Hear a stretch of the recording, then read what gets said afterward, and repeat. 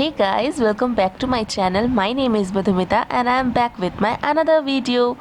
आज हम अकाउंट्स का फाइनेंशियल अकाउंट्स का एक बहुत ही इंपॉर्टेंट चैप्टर करने जा रहे हैं and the chapter name is comparative financial statement.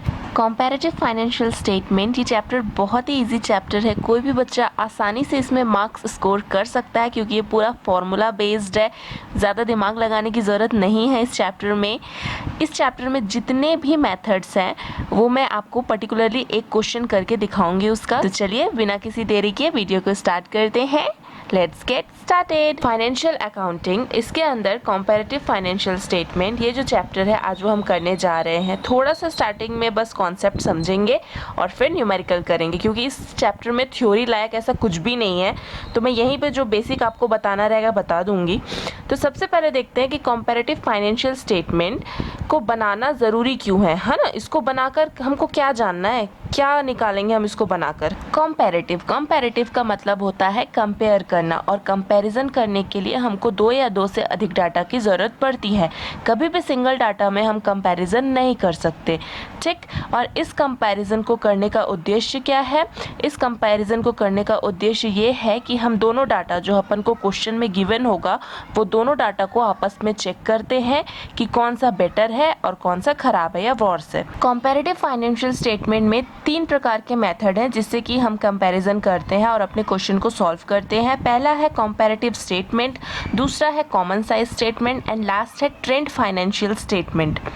तीनों के अलग अलग क्वेश्चंस होते हैं, ठीक है, तीनों के अलग अलग मेथड होते हैं सॉल्व करने के।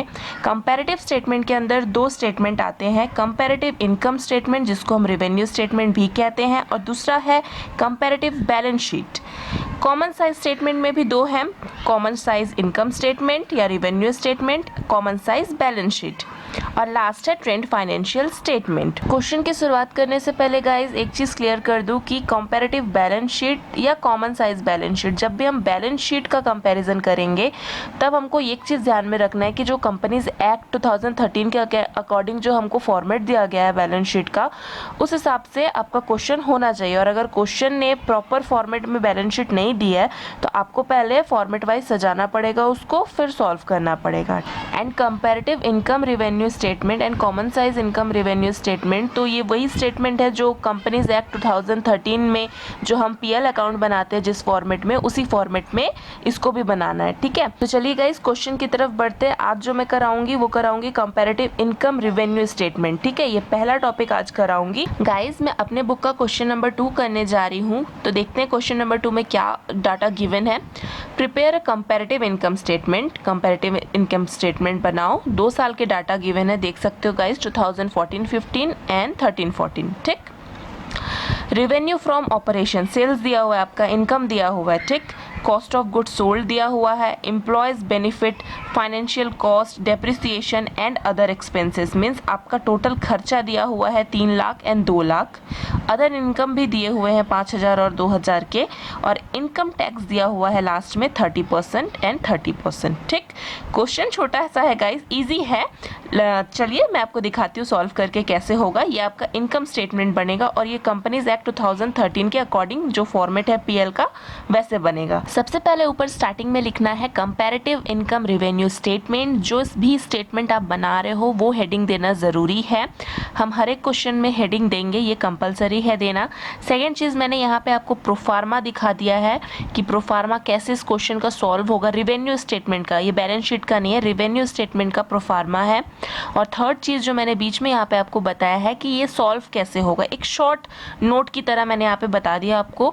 फाइंड एब्सोल्यूट चेंज, पहले आप एब्सोल्यूट चेंजेस निकालेंगे, फिर उस चेंज को परसेंटेज में कन्वर्ट कर देंगे। परसेंटेज चेंज कैसे निकालेंगे? चेंज जो आपका एब्सोल्यूट चेंज होगा डिवाइडेड बाय प्रीवियस ईयर या बेस ईयर इंटू 100। अब हमारा बेस ईयर कौन सा है ये हमको समझना है, ठीक है। तो हमारा करंट ईयर क्या है? 14-15, और बेस ईयर होगा 13-14, ठीक है। पिछला साल अपना, उसको हम बेस ईयर मानेंगे।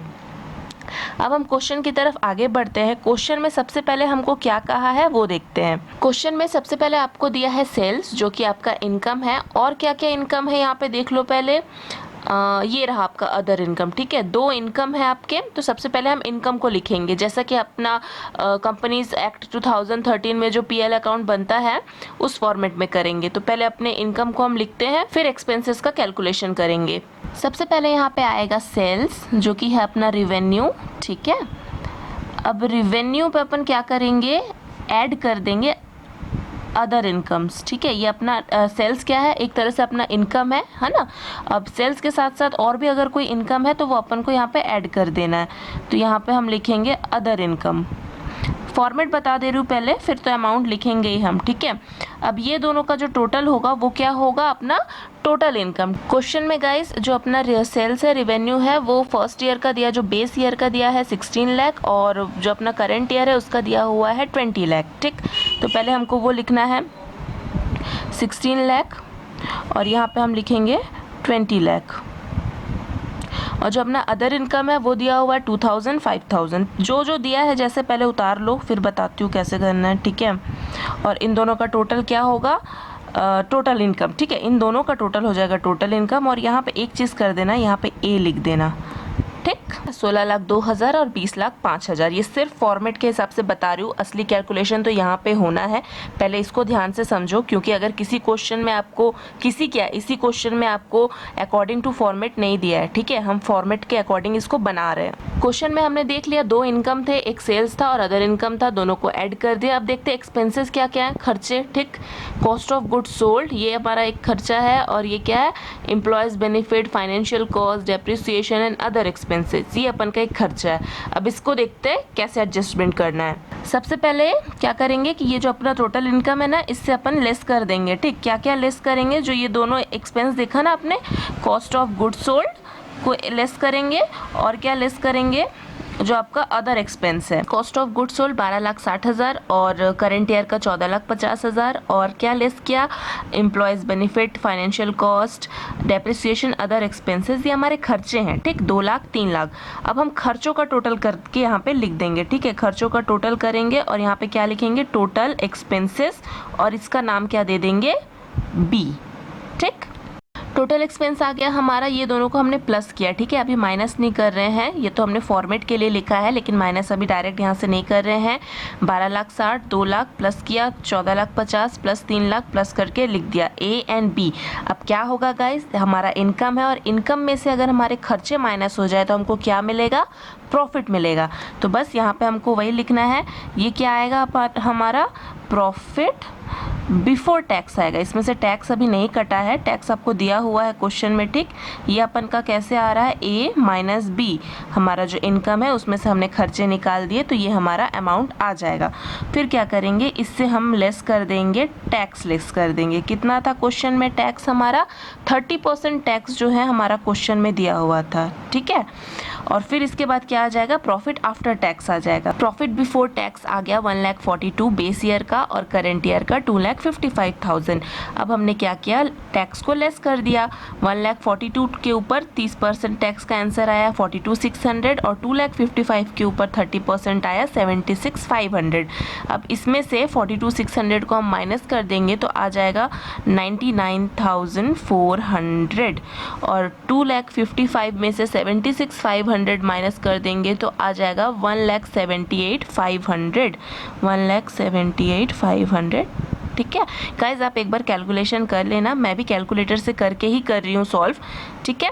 तो ये अपना एक जो है पीएल अकाउंट कंप्लीट हो गया, ठीक है। ये फॉर्मेट है, फॉर्मेट ध्यान में रखना, सारे क्वेश्चन इसी फॉर्मेट से बनेंगे।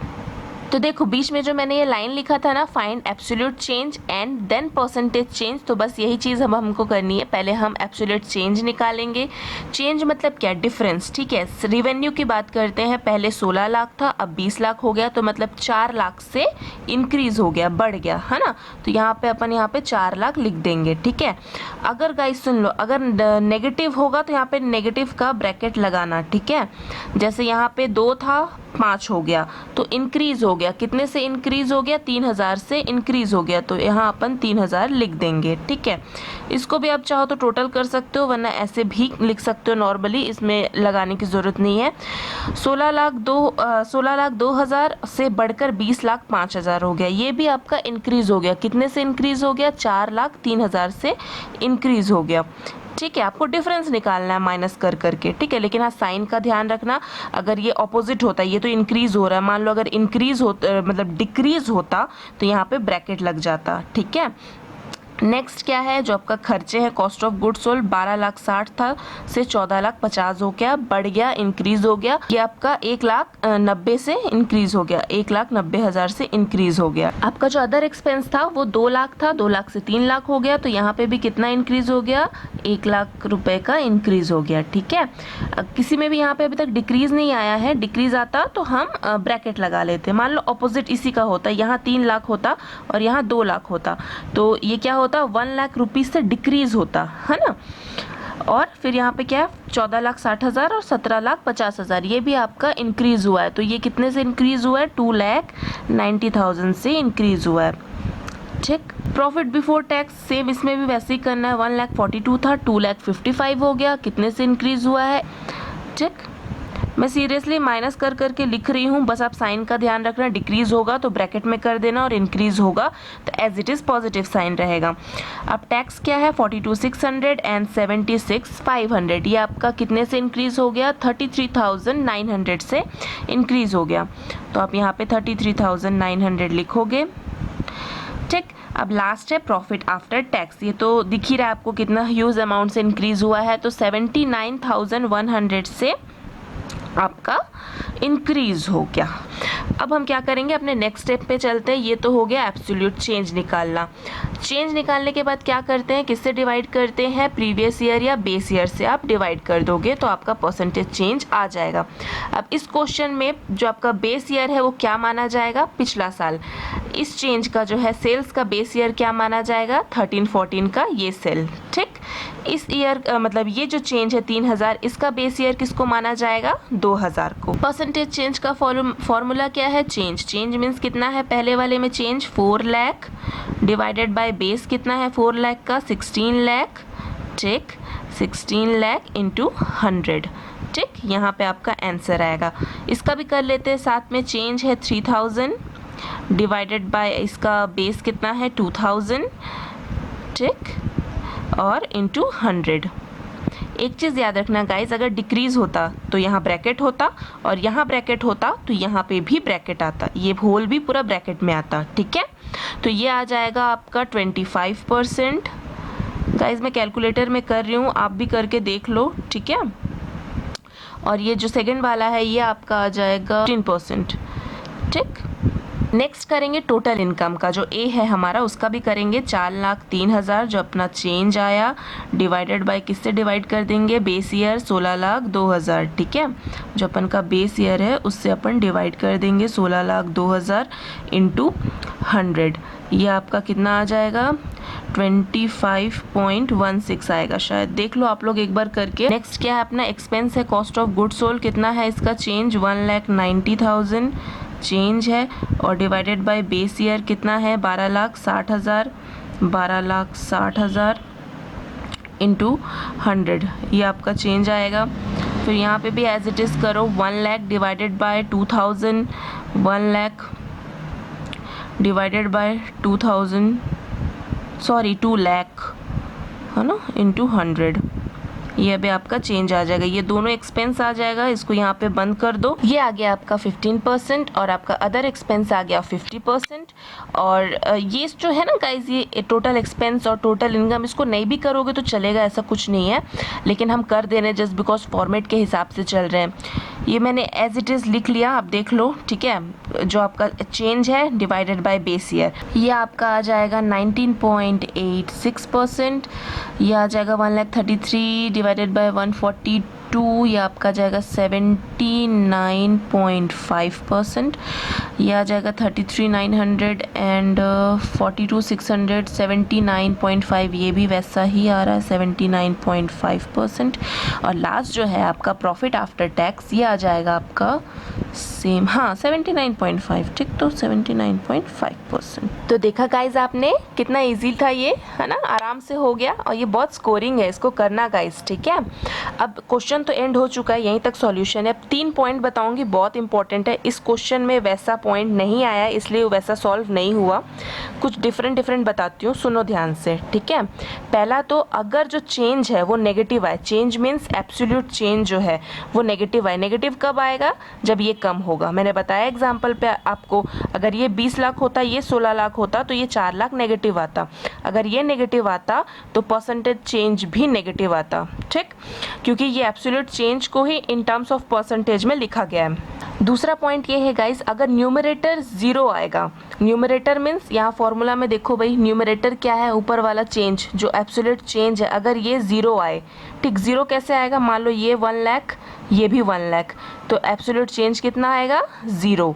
अगर ये 0 आए तो आपका ये कैसे आएगा? 0% आएगा, ठीक है, परसेंटेज के फॉर्म में आएगा। मान लो ये आपका 1 लाख है, ठीक है, आपका बेस ईयर 1 लाख है, आपका करंट ईयर भी 1 लाख है, तो ये आपका चेंज कितना आएगा? 0।